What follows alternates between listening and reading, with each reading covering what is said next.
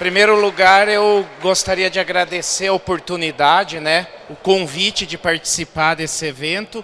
Então, eu pretendo aqui nesses 30 minutos dar um overview para vocês, desse programa que pretende, ser uma alternativa para valorizar a soja brasileira e mostrar ao mundo, o quão sustentável nós somos e o quanto que nós podemos evoluir nesse caminho, tá? Então, o que é o programa Soja Baixo Carbono, para começar? Na atual fase, o programa Soja Baixo Carbono nada mais é do que um projeto de pesquisa, desenvolvimento e inovação que visa estabelecer, validar e operacionalizar um protocolo de certificação MRV, ou seja, mensurável, reportável e verificável, voluntário. Isso é importante, Nós estamos falando de um protocolo que é voluntário, quer dizer, o produtor que tiver interesse, quando o protocolo estiver pronto, poderá aderir ou não. E de terceira parte, ou seja, a certificação não será feita pela Embrapa. A certificação será feita por empresas certificadoras de terceira parte.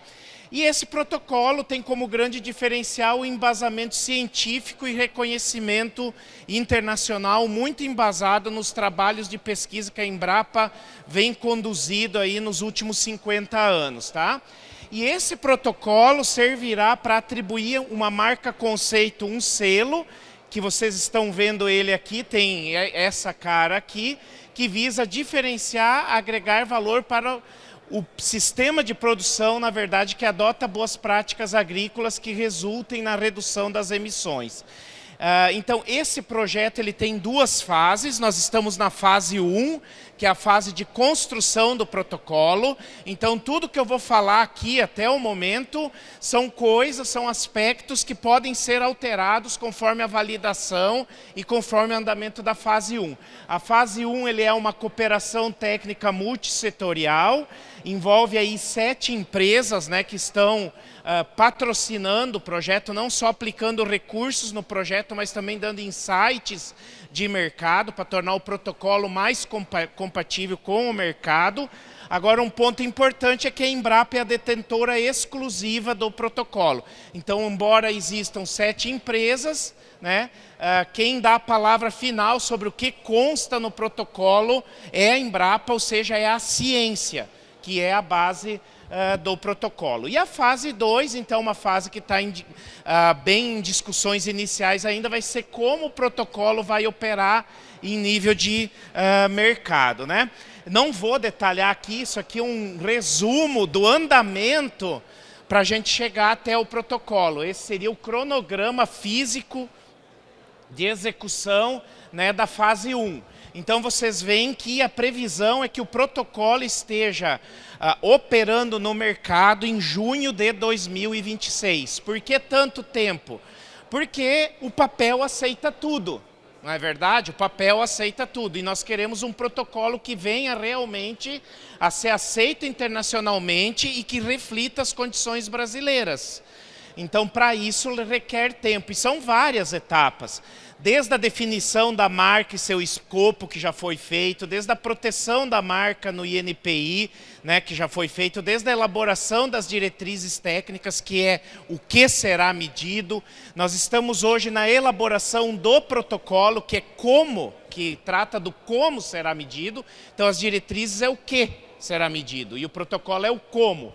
E o protocolo que vai ser registrado no Ministério da Agricultura, ele tem 2 documentos, que é um memorial descritivo e o checklist, uma lista de verificação, tá?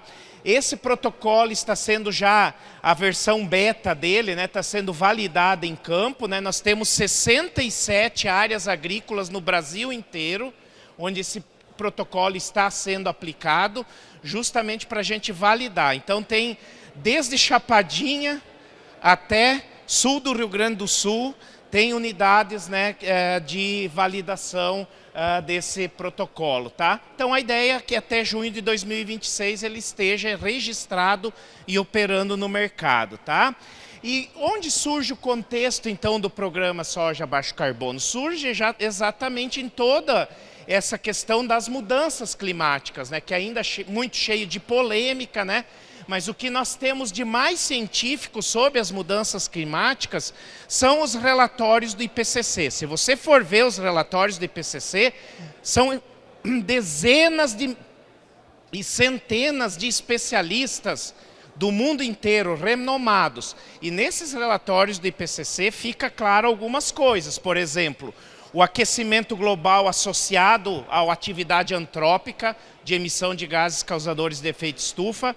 Então, o último relatório mostra que desde a era pré-industrial nós tivemos um aumento de 1,1 graus Celsius, ali arredondando nas temperaturas. Com isso, nós temos consequências de derretimento das geleiras e aumento do nível dos oceanos, com interferência em todo o sistema de correntes marítimas, porque isso também reduz a salinidade do mar, né? E tudo isso tem um efeito na circulação das correntes marítimas no mundo inteiro. E isso tudo tem ocasionado mudanças climáticas com aumento da frequência e intensidade de extremos, né? Ondas de calor, secas, enchentes, ciclones, e nós temos inclusive vivido isso aqui no Brasil nos últimos anos, tá? Então, o limite que era estabelecido era de aumento de 1,5 graus Celsius. E hoje o próprio IPCC já indica que é praticamente impossível a gente limitar esse aquecimento a 1,5 graus, tá? Para a gente conseguir limitar, num primeiro momento se passaria desse 1,5, mas depois voltaria o 1,5, né?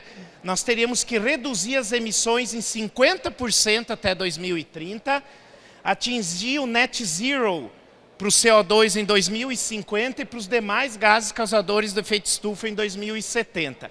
E ter emissões líquidas negativas, ou seja, capturar CO2 a partir de 2050. Ou seja, nós temos uma situação aqui, o que está sendo feito hoje perto do que precisa ser feito para limitar 1,5 graus é praticamente nada, né?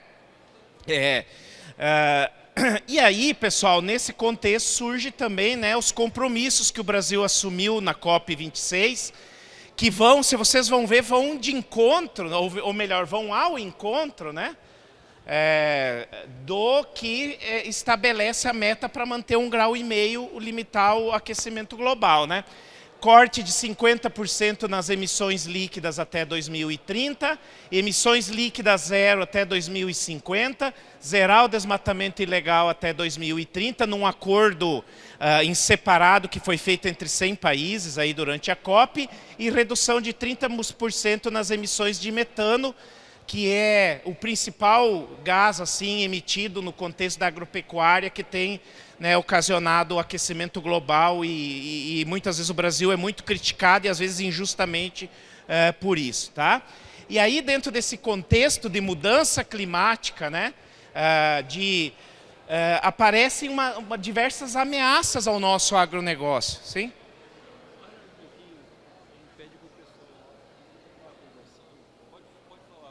Não, pode. Por favor, atenção. Atenção. Cadê o canequinho? Por favor, eu vou pedir para as pessoas que querem continuar conversando que se transportem para fora do estabelecimento, porque está dando um eco e está atrapalhando o palestrante. Obrigado.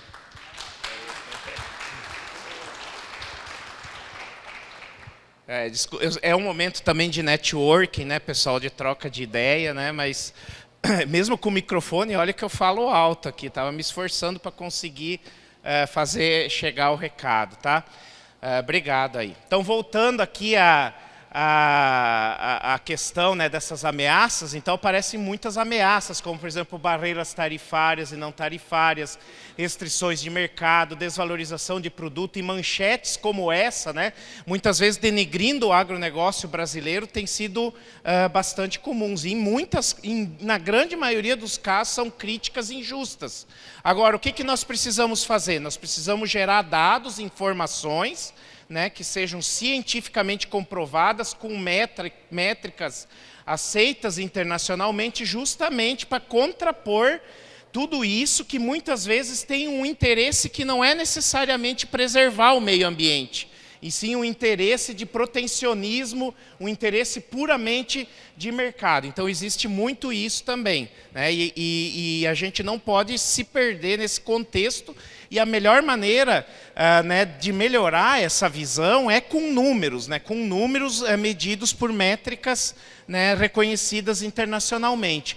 Mas, por outro lado, toda essa questão também traz muitas oportunidades de agregação de valor. Então, eu sempre prefiro olhar mais a questão das mudanças climáticas e a questão das emissões mais do lado, não das ameaças, mas sim das oportunidades que se tem de agregar valor ao produto, né, aos nossos produtos. Então, são várias oportunidades, como o próprio pagamento de bonificações junto ao valor do produto, eu vou falar alguma coisa depois disso, a questão de diferenciais competitivos, permitindo que o produto entre em mercados mais exigentes, linhas de financiamento e juros diferenciados, a questão dos títulos verdes, né? Tá aí a Climate Bonds Initiative, né? Tem crescido muito essa questão dos títulos verdes na agricultura, e o próprio mercado de créditos de carbono, né? Que ainda é algo bastante tá ainda se estruturando, né? Aqui no Brasil nós temos um mercado regulado, não sei se tá todo mundo acompanhando, né? O projeto está no Senado, né? É a PL 2148 de 2015, já mudou de número, entrou lá no Senado, mudou de número de novo, então você se perde, né? Mas, enfim, está se estruturando uma legislação para regular o mercado, né, de carbono, e num primeiro momento o agronegócio ficou fora do mercado dessa lei, mas ficou fora no sentido de que não precisa cumprir metas obrigatórias, mas como fornecedor de créditos de carbono no mercado regulado, o agronegócio ainda pode contribuir. Tá? Então, na verdade, pessoal, no soja baixo carbono, ele trabalha nos 4 primeiros. Nós não estamos focados no crédito de carbono, nós estamos focados principalmente nessas outras 4 oportunidades aqui de agregação de valor. E aí, pessoal, por que a gente crê muito que realmente vai ser possível agregar valor em iniciativas, né, de certificação de baixa emissão de carbono? Por quê? Porque hoje as políticas ESG, para quem não conhece esse termo, né, Environmental, Social e Governance, quer dizer, políticas sociais, ambientais e de governança das empresas, né? As empresas têm trabalhado muito com uma vertente muito forte da parte de negócio, né? Para melhorar a imagem, para obter diferencial de mercado, competitividade, captação de recursos e principalmente atração de investidores. Então teve uma pesquisa, aliás, anualmente tem essa pesquisa, é da PwC, né? Ela faz com investidores, com os principais investidores do mundo inteiro, buscando junto aos investidores o que eles levam em consideração na hora de investir o dinheiro deles, escolher uma empresa para investir o dinheiro deles. E 79% desses 325 investidores, que são os maiores do mundo, dizem que consideram o risco e as oportunidades ESG um fator importante na decisão onde ele vai investir. Então, as empresas cada vez mais estão propensas a pagar diferenciais por matérias-primas que tenham menor emissão, justamente para contemplar as políticas ESG e assim atrair investimentos. Muitas vezes não é porque elas são boazinhas e querem realmente contribuir para a redução da emissão. É dinheiro. É questão realmente, né, de dinheiro. Vejam, né, que 49% desfariam um investimento se a empresa não atendesse em questões de ESG. Então é algo que principalmente a nova geração do investidor está levando muito em consideração. Tá? E aí nessa questão, né, de bonificações, eu poderia falar aqui de mercado de carbono, né? Eu não vou entrar nessas oportunidades porque não é o foco do soja baixo carbono. Como eu falei, o foco do selo soja baixo carbono é agregar valor a partir, né, como se fosse um pagamento de serviços ambientais. E aqui entra a principal oportunidade dentro das políticas ESG de agregação de valor. Então, em todas essas reuniões que nós temos, né, tido com essas empresas grandes do agronegócio aí, aparece essa palavra, insetting. O que é o insetting? É a redução de emissões na cadeia de valor das empresas, ou seja, é fazer a lição de casa. Então, o que acontece? Eu dei o exemplo aqui de uma indústria de óleo vegetal, né? Ela utiliza como matéria-prima, né, principal a soja, e o produto que sai aqui é o óleo de soja. Tá colocando aqui um exemplo bem básico, tá? Aqui, pessoal, eu preciso falar um pouco sobre como são medidas pelo GHG Protocol as emissões. São 3 escopos. O escopo 1 são as emissões que ocorrem na fabricação do produto, dentro da indústria. O escopo 3 são as emissões associadas à produção da matéria-prima, ou seja, todas as emissões na produção de soja, bem como as emissões no transporte e no consumo do óleo vegetal. Então tem o upstream e o downstream. E o escopo 2, são as emissões relacionadas à aquisição de energia, tá? Então vamos supor que essa indústria aqui, pela política ESG dela, ela tem uma meta de redução, que vocês estão vendo aqui aquela barrinha maior ali, maior azul. Tem uma meta de redução de emissão. Só que ela só conseguiu reduzir aquela barrinha menor. Então ela tem uma diferença aí que é o inset, né? Ela tem uma diferença entre o que está no relatório de ESG, que ela tem que diminuir, e aquilo que ela realmente conseguiu diminuir dentro da indústria. Então, onde ela vai buscar essa redução a mais aqui, né, nas emissões? Na cadeia de suprimentos. Então, é aí que entra, por exemplo, uma soja baixo carbono, um milho baixo carbono, um trigo baixo carbono. Se o produtor consegue provar por meio de certificação que tem uma soja baixo carbono e com um número, né, esse número pode ser utilizado para comprovar a redução aqui e a empresa conseguir atingir a sua meta. E as empresas estão dispostas, a gente vê isso, a pagar diferenciais, né, de valor para quem tem isso medido. Então é nesse contexto principal que surge a soja baixo carbono, né? E na verdade vocês veem que no caso da soja, o que coloca como redução de emissão são práticas que já são amplamente conhecidas por nós, estão dentro do escopo de agricultura sustentável. Não tem nada de mistério aqui. Nada de mistério. E um grande adicional do insetting, por exemplo, em relação ao mercado de carbono, essa empresa aqui, se ela fosse comprar crédito de carbono, ela podia comprar crédito de carbono, sei lá, de uma empresa que está colocando carbono armazenado embaixo da terra. Ela não ia contribuir nada para o desenvolvimento regional. Quando ela investe no insetting, ela baixa as emissões da cadeia e, ao mesmo tempo, ela incentiva ou fomenta o uso de boas práticas com benefícios para toda a comunidade onde o sistema de produção está. Então é esse o caminho que a gente tem visto que as empresas têm buscado, e é aí que a soja baixo carbono está trabalhando para se encaixar nos programas de insetting, tá? E aí esse programa de insetting aí fica bem mais claro quando a gente começa a ver o potencial, no caso da soja, né, que o diesel verde, né? Já ouviram falar de diesel verde? Vocês sabem a diferença entre diesel verde, não é porque ele é palmeirense não, entre diesel verde e biodiesel? Não é a mesma coisa, são rotas diferentes. O diesel verde é um combustível que a gente chama drop-in. O que é drop-in? Você pega ele do jeito que ele está na sua caminhonete, coloca, a caminhonete vai sair andando normal. Ele é quimicamente igual ao diesel de petróleo, só que ele é produzido a partir de óleos vegetais. Então ele é diferente do biodiesel, não tem aquele problema de formar borra, né, que o pessoal está preocupado ali quando vai aumentar para 12%, né, que está formando borra e tal, não, né? E é dentro do diesel, dessa questão de biocombustíveis, né, entra também o SAF, que é o quê? O bioquerosene para aviação. Então o SAF também tem um mercado muito grande de produção de bioquerosene a partir de óleos. Então, pessoal, veja aqui nos Estados Unidos como evoluiu a capacidade instalada e o planejado para a produção de HVO.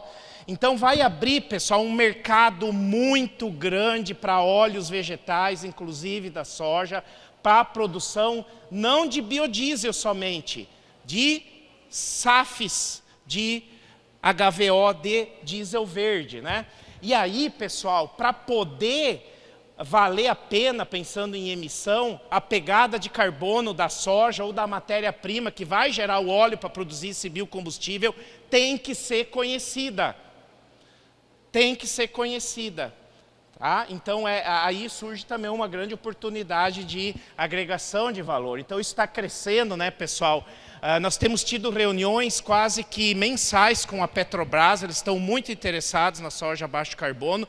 Eles têm meta, já estão produzindo um pouco de HVO lá na usina de Araucária, no Rio Grande do Sul. Eles querem aumentar isso e estão preocupados porque eles querem soja baixo carbono para 1 bilhão de litros de HVO, eles querem óleo, eles queriam que a soja baixo, que nós da Embrapa garantisse que ia ter soja para fazer 1 bilhão de litros, né, de HVO até o final de 2030, se não me engano. É impossível a gente conseguir isso. Mas mostra o que o mercado existe, pessoal. A oportunidade está aí na frente, basta a gente ter. Qual que é a parte aqui nossa? É trabalhar com tecnologia para descarbonização e medir isso. Né? O resto, o mercado que deu um jeito aí, tá?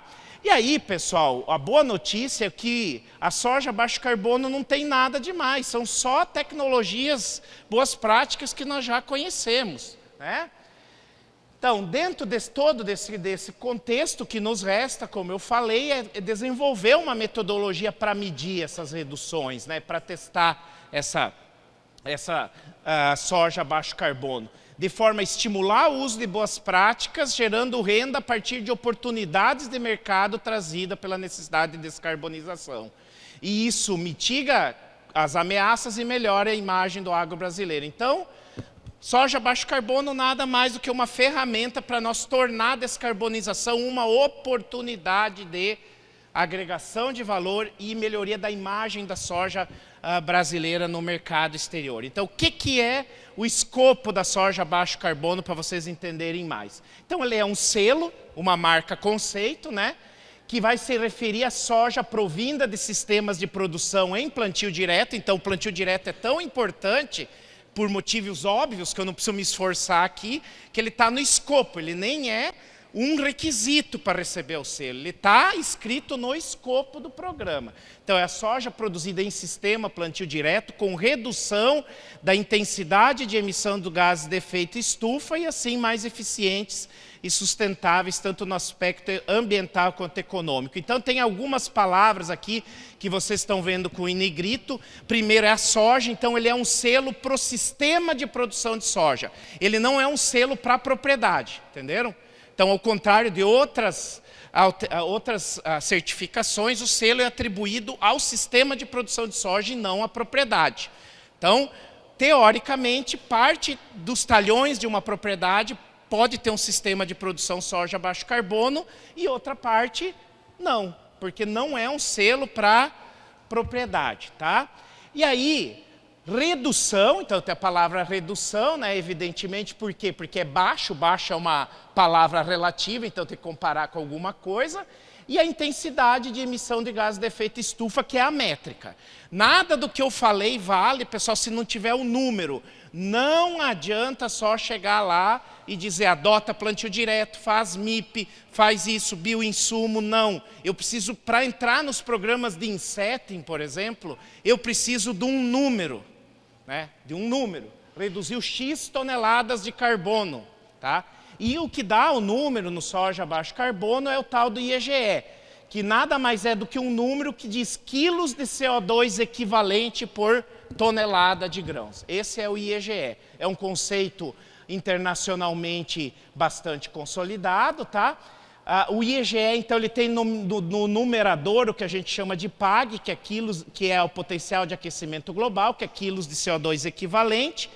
Como que é calculado essa PAG? É da soma do CO2 dos insumos utilizados na produção de soja, mais o CO2 equivalente removido. Por que ele está mais aqui se ele é removido? Porque, por definição, todo o valor de CO2 removido ele já vem com o sinal negativo. Então, na verdade, o CO2 removido está sendo diminuído do CO2 inerente ao produção, transporte e uso dos insumos. Então, como é calculado esse CO2 equivalente dos insumos? O que eu preciso saber? Eu preciso saber tudo que foi utilizado no sistema de produção de soja. Fertilizante, agrotóxico, diesel, né? Semente, tá? E com base nisso eu faço uma análise que é a chamada análise de ciclo de vida, né?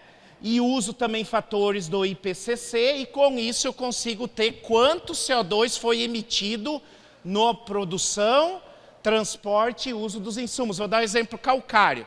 Calcário tem emissão no processo de mineração, moagem e transporte, na aplicação do calcário, e quando ele reage no solo, o calcário emite CO2. Então tudo isso é contabilizado, só para vocês terem uma ideia como emissão, tá?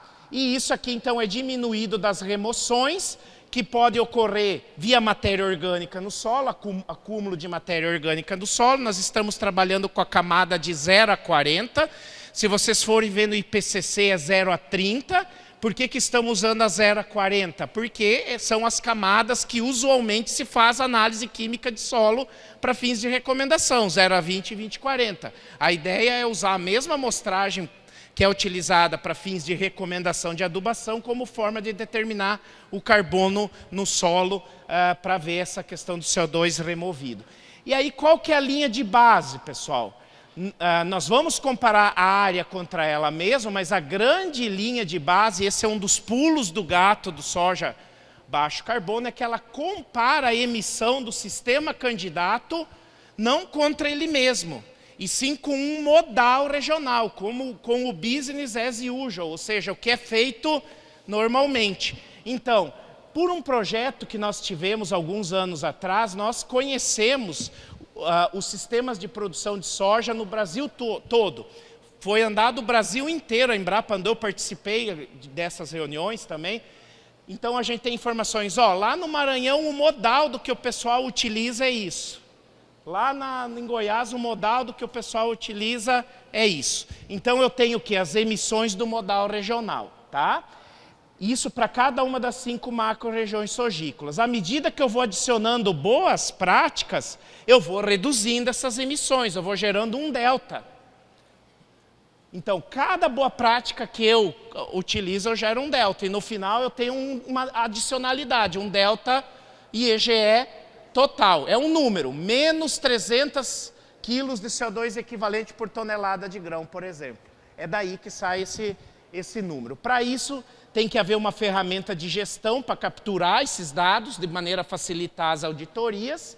E também aqui eu coloquei gestão, porque técnicas como agricultura digital, agricultura de precisão vão ajudar muito, porque nada mais é do que usar os recursos de maneira racional. Então, quando eu tenho um diagnóstico adequado, como a gente viu da parte biológica, agora nas 2 palestras anteriores, quando eu tenho um diagnóstico da parte química, física e biológica, eu consigo, né, então,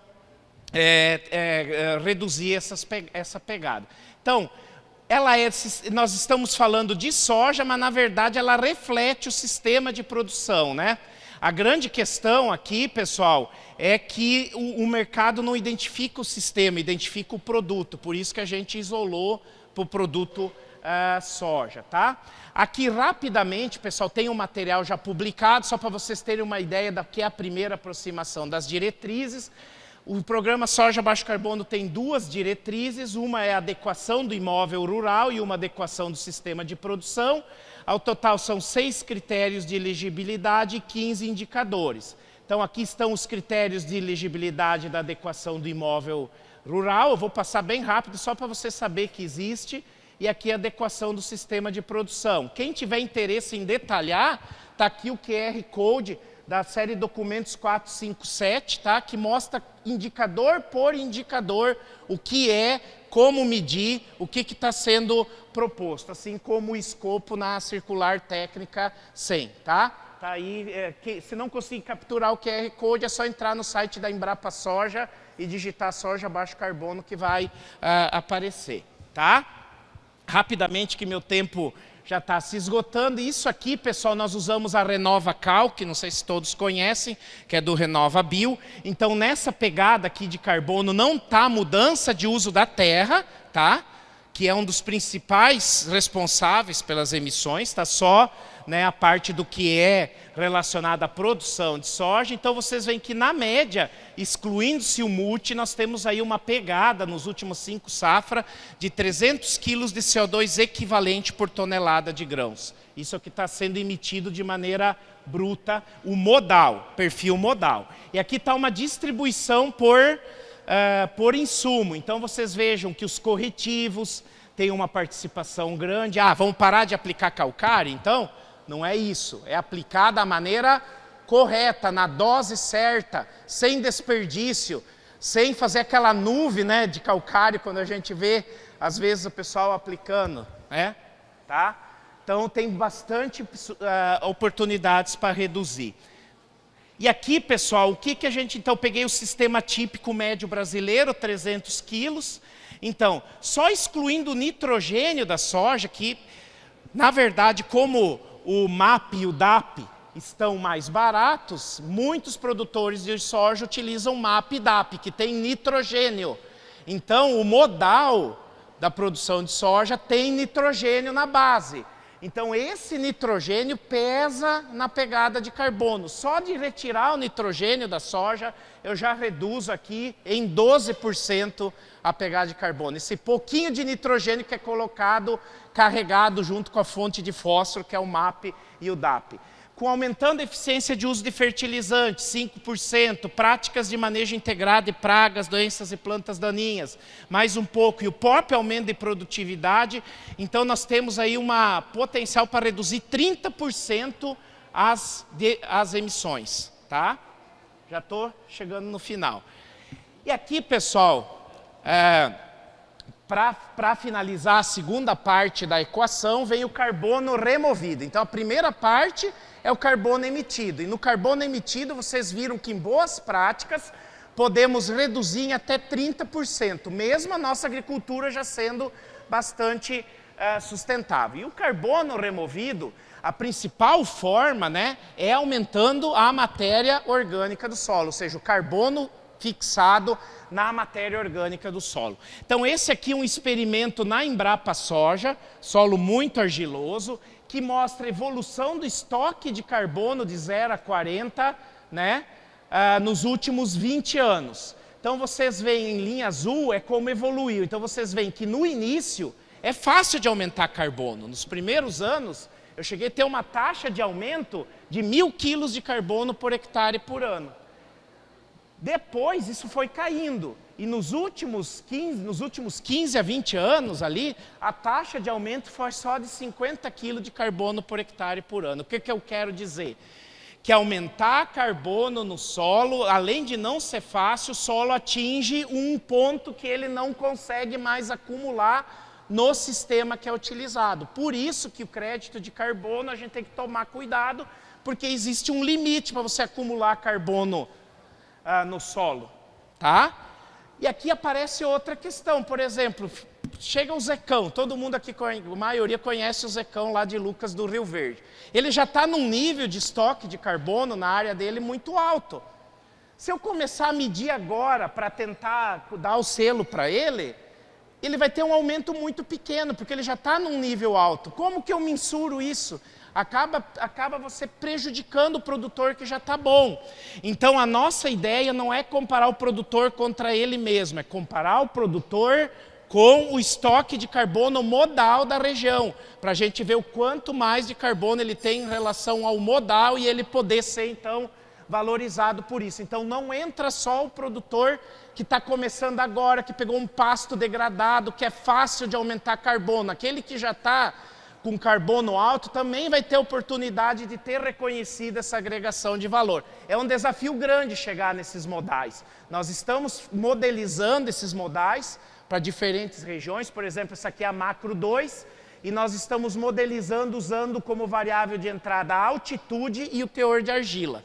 Então, tem altitude, tem o teor de argila, eu entro no modelo, eu tenho um estoque de referência e o produtor tem que estar acima desse estoque de referência, não é a comparação contra ele mesmo, tá? Tem muito espaço para melhorar o sistema plantio direto, vocês sabem isso, então tem onde agregar, tá? E a questão do carbono, pessoal, agora sim, já para finalizar, a variação é muito grande, então falar de carbono no papel é fácil. Quando você vai medir que é o problema. Olha a variação do teor de carbono num talhão de 70 hectares. Você vai de 12 gramas por quilo até 18 gramas por quilo no mesmo talhão. Aí eu faço no ano 1 a avaliação, eu pego aqui onde está maior. E no ano 2 eu pego onde está menor. Aí eu tive uma variação negativa do estoque de carbono. Então, pessoal, não tem como trabalhar em programa de certificação se não seja com carbono medido de maneira no mínimo espacializada e com uma grade que realmente represente, senão não vai representar nada, tá?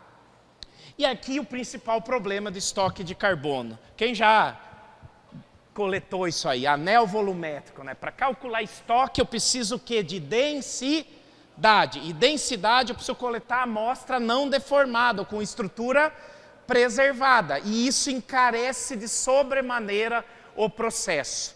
Que muitas vezes o que você vai ganhar mais com a bonificação não paga, né? A despesa que você tem para fazer tudo isso, tá?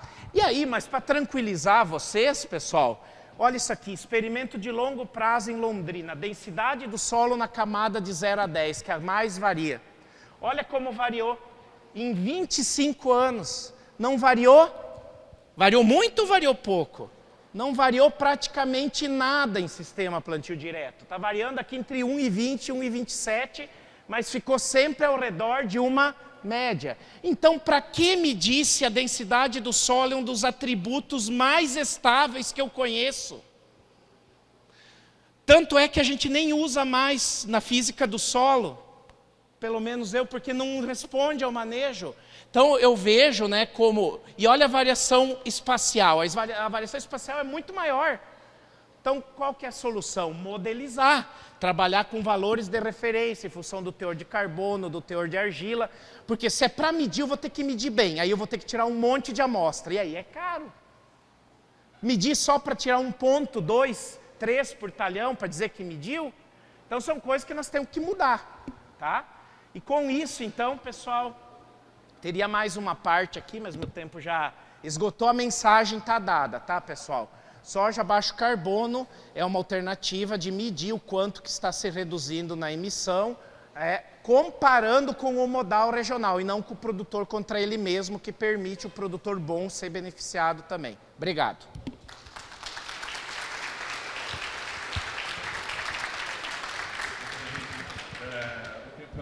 Mas tem uma pergunta muito importante para os produtores, sobretudo, que estão aqui. O programa... O que o produtor precisa fazer para aderir ao programa Agricultura Baixo Carbono da Embrapa? Eu sei que o senhor já se referiu, mas é bom reforçar. Tá. Em primeiro lugar, reforçar que ele está em construção. Então, ele só vai estar disponível em 2026. Aí o pessoal cobra a gente, pô, mas em 2026 só? Mas não tem como, se é para fazer algo sério, validado, né, e que realmente reflita as condições, é a partir de 2026. Então vai haver, né, uma plataforma onde os produtores, né, via ele mesmo ou via instituições que o representem, como cooperativas, poderão inscrever, né, para entrar no programa. Entrando no programa, né, a primeira definição, né, ele entra no programa, ele já tem o benefício de estar no programa, vai ser medido durante 3 anos, porque vocês viram que a produtividade entra, né? Então, se eu medir 1 ano só, pode acontecer uma seca e aí o meu IEGE subir lá em cima. Então, eu tenho que medir pelo menos por 3 anos. E após 3 anos, né, ele tendo uma pegada de carbono menor que o modal que vai estar dentro dessa plataforma, ele recebe o selo e é reverificado a cada 3 anos. Tá? O importante é que haverá uma certificação. Ele vai ter como fosse um produtor orgânico, vai ter que se submeter a um processo de auditoria, tá? Senão ele não é aceito. Alguém pode dizer aqui, né, Sérgio? Ah, mas é caro, né? O Sérgio que trabalhou muito tempo e ainda trabalha, né, com auditoria, né? É caro a auditoria. Mas, ó, existem alternativas. Pode ser uma auditoria em grupo, né? onde uma cooperativa pega um grupo de produtores e apenas uma parte dos produtores são amostrados. Agora, se um perder, aí todo mundo é prejudicado, aí é a autofiscalização, né? Então, é mais ou menos esse aí o caminho, né? Vai passar por uma certificação. Professor, meu nome é Carlos, eu trabalho na Agrobi, a parte de polinização. Está previsto incluir a polinização como boas práticas da certificação. A gente calculou em mais ou menos pelo incremento de 8,8 sacas, 15%, uns 300 quilos por hectare de redução global de carbono. E eu tenho uma ideia como pagar essa certificação. Você investe 2 sacas de soja e tira 8,8. Tem um bastantão aí para tirar do investimento da certificação pondo abelha. Então, o trabalho com as abelhas, existe isso forte dentro da Embrapa Soja, os trabalhos do Décio Gazzoni mostrando aumento de 14% na produtividade de soja com a colocação das abelhas, né? Então, é que eu passei rápido por causa do tempo. No livrinho, aquele Documentos 457, vocês vão ver que vai ter um índice, né, de boas práticas, que o produtor vai ter que atingir um valor mínimo para receber o selo. Dentre as práticas que vão estar como possibilidades de atingir esse valor está o uso de abelhas. E a segunda parte que você falou, na verdade, é o principal ganho do produtor. O principal ganho do produtor não é um eventual juro menor ou uma eventual bonificação. O principal ganho do produtor, tudo que eu coloquei aqui, pessoal, o que resulta no fim é redução de custo e aumento de produtividade. Aplicando os princípios que estão na soja baixo carbono, é redução de custo e aumento de produtividade. Então, mesmo se ele não ganhar nenhum centavo, né, ele já está sendo premiado por ser incentivado a aumentar a produtividade e reduzir custo, que é o principal.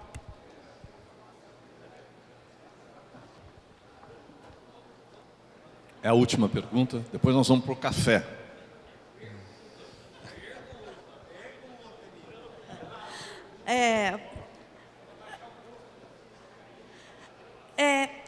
Até vou fazer uma contradição. Você falou de enterrar carvão ou carbono no chão. É uma maneira excelente de ter crédito de carbono, que é o biochar. Porque ele vai melhorar a condição do solo. E eu não sei, lá em Minas implantou uma empresa, que é a Net Zero, que está fazendo com casca de café, e dizem que o biochar dela, o crédito é 600 euros, porque o biochar fica 5.000 anos no chão, depositado. E eu escutei, não sei se é fato, que eles vendem a tonelada de CO2 equivalente deles por 600 euros. Não, quando eu falei de enterrar, eu nem me lembro agora aqui qual foi o contexto, mas quando eu falei, são alternativas para tirar o carbono da atmosfera, sem dúvida nenhuma. Agora, quando eu falei, não foi no uso do biocar, eu falei que realmente existem formas de você tirar o carbono gás e colocar ele armazenando no subsolo. Tá? Agora, o valor do crédito de carbono eu não lembro de cabeça, posso até consultar, né? Eu sei que o carbono equivalente no solo, tá? O carbono equivalente, 1 tonelada de carbono equivalente no solo está sendo negociada, a última informação, entrei agora ali no celular antes de vir aqui, a $15 a tonelada.